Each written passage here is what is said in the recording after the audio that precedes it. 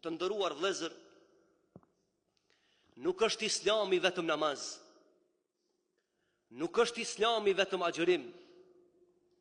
Nuk është Islami veç me dhënë sadak.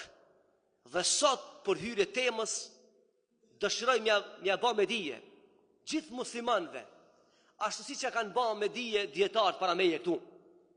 Se nëse mendon që bash musliman i mirë veç me namaz, dhe nëse mendon se besimtar i mirë veç me agjërim, e ke gabim, se ke kuptu fare Islamin.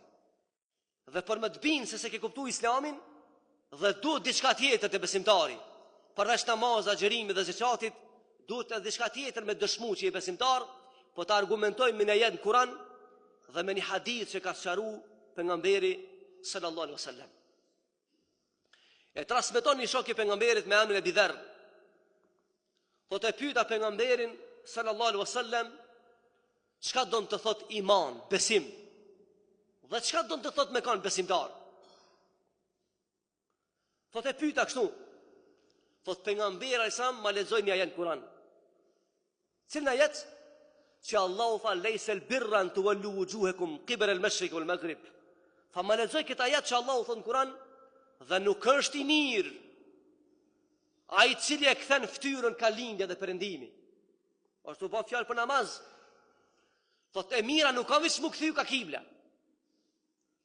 Po s'ka pas ka më shumë në Islam se kjo? Thot pejgamberi sa ma vazhdoi ajetin. Tha po i mirë është ai i cili fillon me besim, e beson Allahun, pejgamberin, me lajkët, edhe çka tjetër, pastaj tha pejgamberi sa në këtë ajet zbriti në rrafshin shoqëror. Çish në rrafshin shoqëror? I vazhdoi tha i mirë është ai i cili nga pasuria e tij që ka përfiton familja e tij, rrethit e tij dhe shoqëria në përgjithësi. Tha i mirë është ai person i cili ka pediturisë që ka përfiton familja e tij, rrethit e tij dhe shoqëria në përgjithësi. Tha i mirë është ai i cili e ka fshin një lot jetimit sipërfaqe tokës. I mirë është ai i cili e ka bërë të barabartë fëmijën e vet me një fëmijë fukaras. Kështu po vazhdon ajeti, unë po përkthej shqip për shakos. Tha dhe i mirë është ai i cili është durimtar në shoqëri, me maturi i zgjidh problemet, dhe i mirë është ai person i cili edhe atëherë kur s'ka është i sinqert, i devotshëm, edhe atëherë kur ka nuk dallohet prej shoqërisë, është i njëjti person me të njëjtin karakter.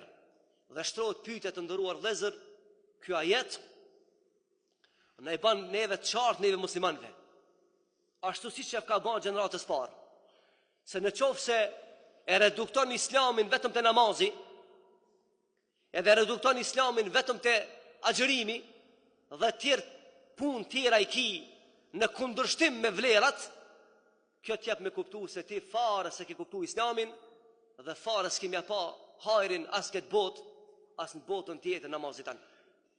Islami është më i thellë se kaq të nderuar vëllezër. Islami është me kriju personalitete të ndryshme. Islami është me kriju personalitete të cilat i shërbejnë shoqërisë dhe i shërbejnë familjeve dhe njerëzimit në përgjithësi. Për ata të nderuar vëllezër,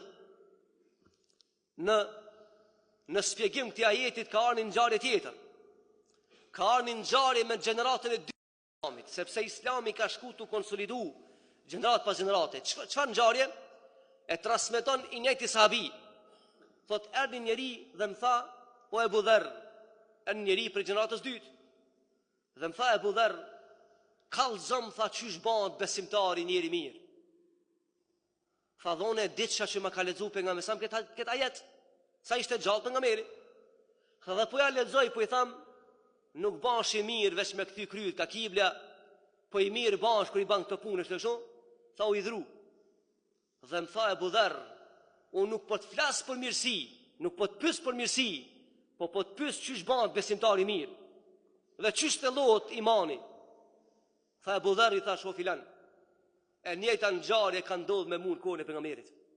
Kurse kam kuptuar Islamin drejt, kam menduar se gjithçka është namaz, edhe gjithçka është agjërim dhe këtu përfundon puna muslimanit. Thot derisa ma ka shpjeguar pejgamberi se namazi edhe agjërimi i besimtarit do të me kriju një personalitet i cilin nga pasuria ti i ndihmon të varfërit, do të me kriju një personalitet që nga dituria ti u shen brezat e ri dhe du të me kriju një personalitet që jeton në kam në tokë në mes të shoqërisë dhe me durimin e tij maksimal kontribon me i rregullu çështjet me cilat përballet shoqëria.